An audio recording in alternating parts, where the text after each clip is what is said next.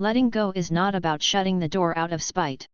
It's not about slamming down the shutters on your heart because someone didn't choose you. Letting go, when done with intention and emotional maturity, is a profound act of self-respect. And yet, for so many of us, the idea of releasing a relationship, whether it's a friendship, a romantic connection, or even a family tie, can feel like failure. We internalize the ending as proof that we were not enough, not worthy, or not lovable. But here's the truth we rarely say out loud: someone leaving your life does not automatically mean you did something wrong. Sometimes, people walk away because of where they are on their own journey, not because of who you are on yours. When we operate from a place of fear, we start believing that if we just try harder, if we bend a little more, if we silence parts of ourselves that feel too much or not enough, we can convince someone to stay. This is not love. This is survival. And survival is not where relationships should live. The moment we begin to sacrifice our sense of self just to avoid the discomfort of loss, we are no longer participating in a relationship, we are engaging in self-abandonment. Self-respect asks different questions. It doesn't ask, how can I make them stay? It asks, is this relationship still aligned with my values, my dignity, and my emotional well-being? Self-respect does not beg for love. It does not chase after crumbs of attention. It does not mistake availability for affection or silence for safety. Self-respect says, I am worthy of mutuality, not manipulation. I deserve consistency, not confusion. There's a dangerous story that many of us have learned, especially those who were taught to be peacemakers, caretakers, or emotional fixers, that says, good people don't give up on others. And while loyalty is a beautiful trait, it becomes toxic when we start using it as a justification for staying in spaces that diminish our worth. It's not disloyal to honor your boundaries. It's not cruel to choose your peace over someone else's chaos. Letting go doesn't mean you hate the other person. It means you've chosen to stop hating yourself for trying so hard to hold something that's falling apart for a reason. Sometimes, letting go is the bravest thing we can do. It requires us to sit with uncomfortable emotions, grief, fear, sadness, even guilt. It forces us to confront our deepest insecurities. What if I'm not lovable? What if no one else chooses me? But beneath those questions is another, more important one: what if the greatest love I'll ever experience begins when I stop needing someone else's presence to validate my worth? You can still love someone and choose to let them go. Love doesn't always mean holding tighter. Sometimes, it means setting someone free, and setting yourself free in the process. It's possible to release someone with compassion, to say, I honor what we had, but I no longer want to fight for a place in your life where I don't feel welcome. That is not coldness. That is clarity. And clarity is a gift. Letting go is not about deleting every memory or denying that the relationship mattered. It's about choosing your self-integrity over your fear of loneliness. When we hold on to people who have already emotionally left us, we are not preserving love, we are delaying healing. And while it's tempting to call that strength, it's really a form of emotional procrastination. We keep ourselves stuck in a cycle of pain not because we can't let go, but because we are afraid of what life looks like without the comfort of familiarity, even when that familiarity hurts. And here's where the deeper work begins. Letting go invites us to look inward. Instead of asking why someone left, we begin asking why we stayed so long. What story were we trying to rewrite?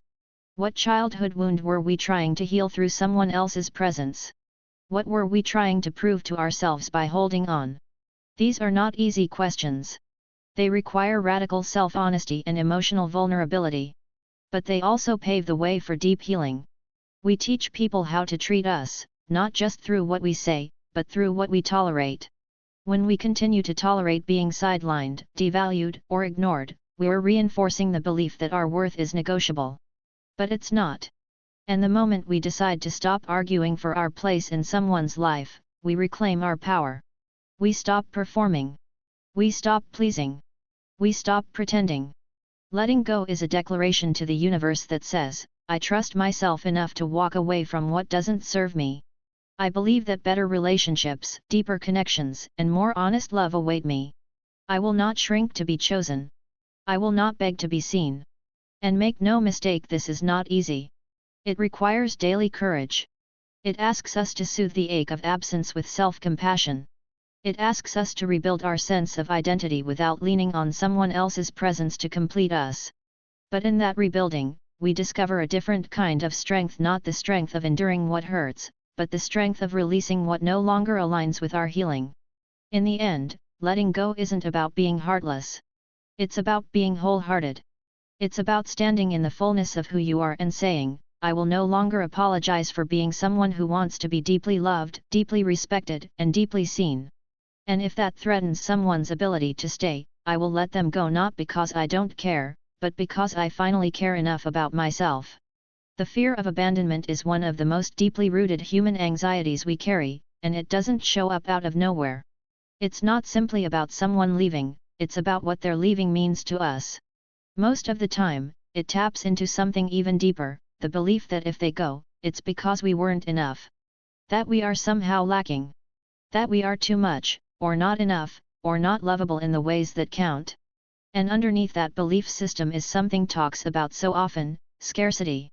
Scarcity isn't just about material things. It's not just a lack of money or resources. Scarcity is a mindset, a narrative that whispers to us that we are not enough. That there isn't enough love to go around. That we must earn our place in people's lives. That connection is conditional. When we operate from this mindset, we begin to see relationships through a lens of fear. If someone pulls away, we immediately assume it's a reflection of our inadequacy, and we rush to close the gap. Not out of love, but out of fear. Out of the belief that if we don't fix it, we'll be left behind, forgotten, or replaced. This fear often starts early. Maybe you grew up in a home where love was inconsistent. Maybe affection had to be earned. Maybe emotional safety was rare, and you learned to stay hypervigilant, in order to keep relationships intact. And when we carry those lessons into adulthood, we develop patterns of people-pleasing, over-explaining, tolerating mistreatment, or clinging to people who don't make us feel safe. Not because we don't know better, but because, on a deeper level, we're terrified that if we let go even just a little we will be left with nothing. Scarcity makes us believe we are replaceable. It tells us that if someone walks away, we won't find love again.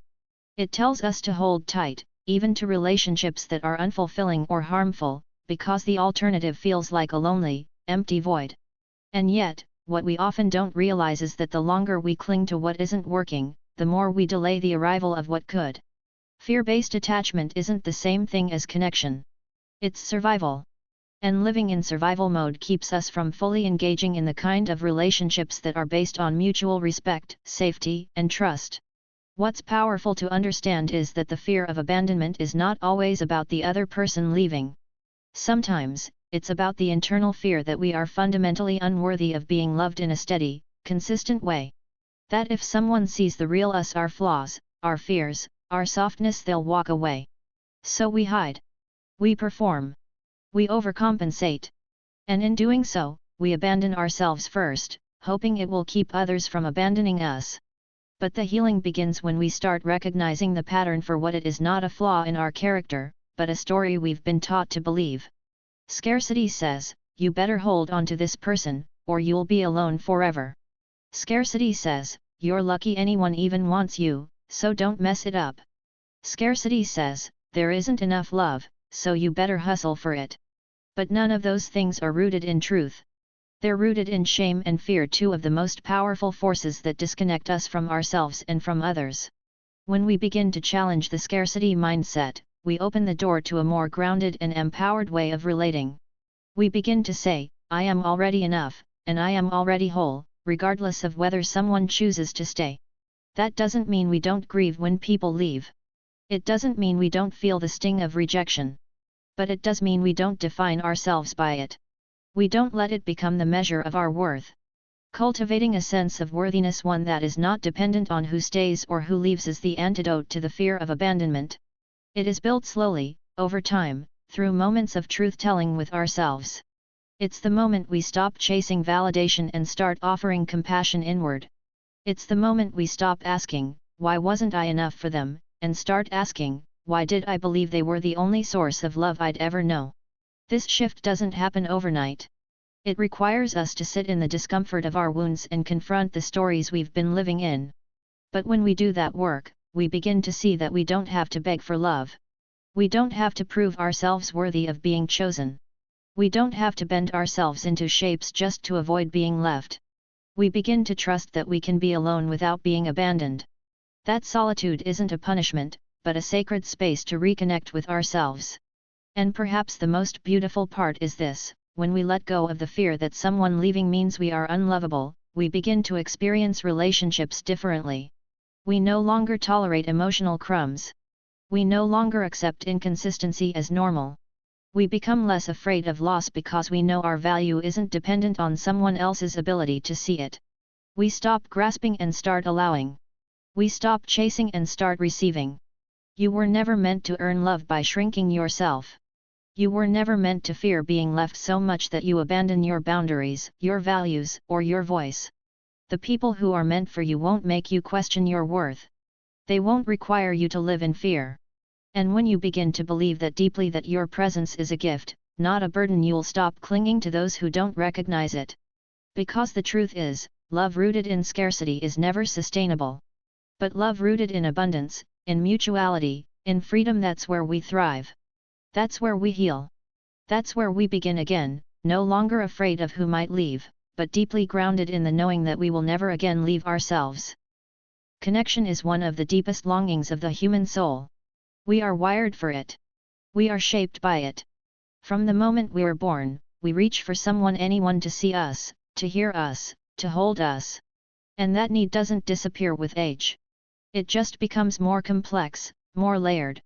But as much as we long for connection, many of us mistake proximity for intimacy, or effort for partnership. We pour ourselves into relationships, hoping that if we care enough, if we try enough, if we give enough, the other person will eventually meet us where we are. But connection, real, grounded, soul-level connection, doesn't live in one-sided effort. It lives in mutual willingness.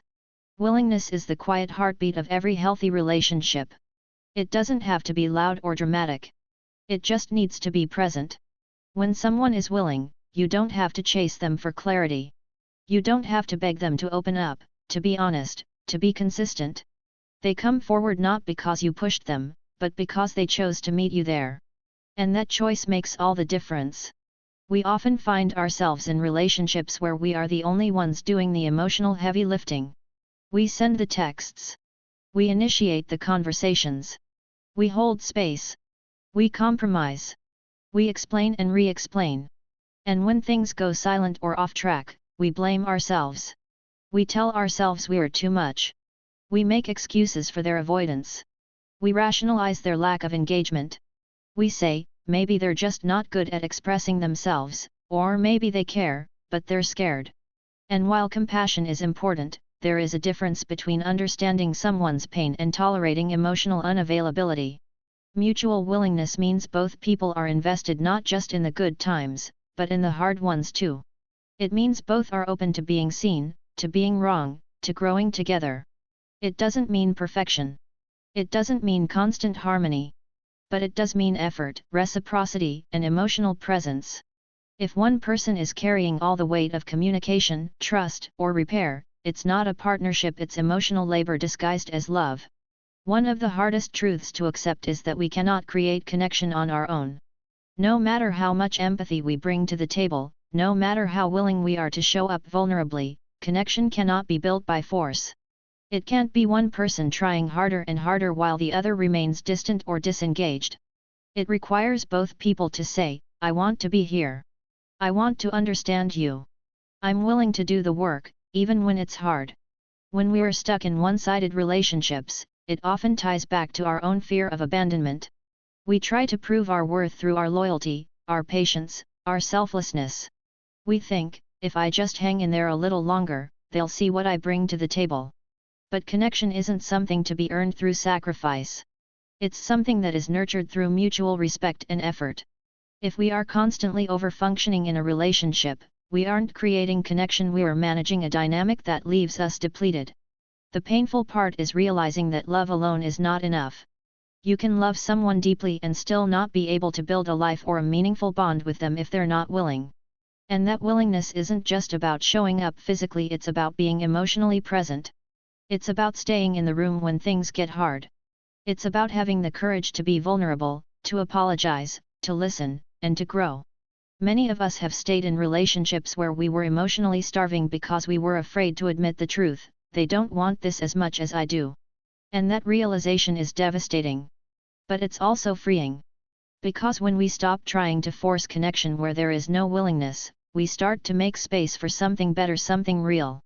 We start to recognize our own needs as valid, our own hearts as worthy of reciprocity. Mutual willingness is what turns a relationship from a transaction into a transformation. It's what allows trust to take root. It's what allows safety to grow. Without it, we are left guessing, assuming, doubting. But with it, we find stability. We find a place where we can exhale, where we can stop performing and simply be. And that, at its core, is what connection is about: the freedom to be seen fully and to still be held with care. It takes courage to stop chasing people who don't show up. It takes strength to say, I can't do this alone anymore. But that decision is not a failure, it's a reclamation. It's the moment we choose to honor ourselves enough to say, I am no longer willing to settle for one-way connection. It's the moment we begin to trust that what we want is possible, but only with someone who wants it too. You deserve relationships where your effort is matched. Where your vulnerability is met with tenderness, not silence. Where your boundaries are respected, not tested. And that begins with recognizing that true connection cannot be forced, performed, or begged for. It must be mutual. It must be chosen by both people, over and over again. Because at the end of the day, connection is not about how much you love someone. It's about how willing they are to meet you in that love, with honesty, with courage, and with presence. Anything less might be affection, attachment, or habit, but it is not true connection. There is something so profoundly human about our desire to hold on, especially when we feel threatened by loss. The truth is, we all want to believe that the things and people we cherish will stay in our lives forever. And when we sense them slipping away, there's an instinctive urge to cling tighter, to hold on more tightly, as if our sheer will can keep them from leaving. But healing begins not in the clinging, but in the letting go. It begins in the moment we stop grasping for things and start trusting that we will be okay without them. We all know what it feels like to be afraid of losing something or someone important to us. Whether it's a relationship, a job, a phase of life, or a dream that's slipping out of our grasp, the fear of loss is often accompanied by a powerful instinct to hold on at all costs. It's human nature to want to avoid pain, and the thought of losing something that brings us comfort or joy can feel unbearable. So, we cling. We beg, we stay, we push, we fix, we try harder, and we convince ourselves that the more effort we put in, the more we can control the outcome. But what we fail to see is that in the act of clinging, we often prolong our suffering and delay the very healing we so desperately need. The hardest part of letting go is not in the actual physical act of release, but in the emotional and psychological work that accompanies it. We hold on because we are afraid of what life will look like without that person, that thing, or that situation. We fear the void that might be left behind, the emptiness that could creep in once we stop grasping for something that no longer serves us. We fear that without it, we will be incomplete, unworthy, or even invisible. But here's the painful truth: it is not the loss itself that hurts the most, it's the resistance to it. The clinging is the part that keeps us stuck in a cycle of hurt, unable to move forward, unable to heal. When we cling to something that is no longer aligned with who we are or where we're going, we are essentially refusing to accept the reality of change. We are fighting against the natural flow of life. Change is inevitable, it's the only constant we can rely on. But when we cling, we attempt to deny that reality. We try to freeze time, to halt the process of evolution, to control something that cannot be controlled. And in doing so, we only create more pain for ourselves. Letting go is not about giving up, it's about releasing the need to control the outcome. It's about allowing ourselves the space to breathe, to mourn, to heal, and to rediscover what it means to be whole on our own, without the attachment to something or someone else. It is not easy. It requires us to face our fears of abandonment, rejection, and uncertainty. It requires us to look inward and ask, what am I afraid of losing, and why? It requires us to sit with discomfort, to feel the sadness, the grief, and the vulnerability that come with letting go. But in that discomfort, something powerful happens: we begin to reconnect with ourselves. We remember who we are outside of our attachments, outside of our need for validation or approval from others. The process of healing often begins with a paradox. The moment we stop trying to fix everything, we open the door to real transformation. When we let go of what no longer serves us, we make room for new growth, for new opportunities, and for new experiences that can enrich our lives in ways we never imagined. The more we hold on to what is no longer working, the more we prevent ourselves from moving forward. But when we release it, when we stop clinging to what's fading away, we create space for the possibility of something better, something that aligns more deeply with our authentic selves. Letting go also requires us to relinquish our attachment to outcomes. We often cling to people or things because we are attached to a specific vision of how things should unfold. We want that relationship to work out the way we imagine it, or we want our career to go in a particular direction. But the truth is that life rarely unfolds in the ways we expect. The beauty of letting go is that we surrender our attachment to the outcome, and in doing so, we allow life to surprise us with something even greater than we could have planned for ourselves. Healing can only begin when we accept that we are worthy of living a life that is true to ourselves, free from the weight of clinging to things that no longer bring us peace. When we stop holding on to relationships that drain us, to careers that don't fulfill us, or to dreams that were never really ours to begin with, we begin to honor our true selves. We stop compromising our well-being for the sake of holding on to something that has already run its course. And in that space of release, we make room for our deepest desires, our truest self, and our most authentic life to emerge. This doesn't mean we won't experience pain or loss. It doesn't mean that the process of letting go won't be difficult or heart-wrenching at times. It's normal to grieve what we've lost, and it's okay to feel sorrow. But there's a difference between grieving a loss and clinging to it. Grief is a natural part of the human experience. Clinging is a refusal to let go of what no longer serves us. And as long as we cling, we prevent ourselves from fully healing. When we cling, we stay stuck in the past, in what could have been, in what we hoped for. But when we let go, we can step forward into the present moment and embrace the opportunities that await us. Healing begins in the space between letting go and embracing the unknown. It begins when we stop clinging to what's fading, and we allow ourselves to be fully present in the process of becoming. Only when we surrender our need to control the outcome do we create the possibility for true healing. When we stop resisting change, we begin to evolve.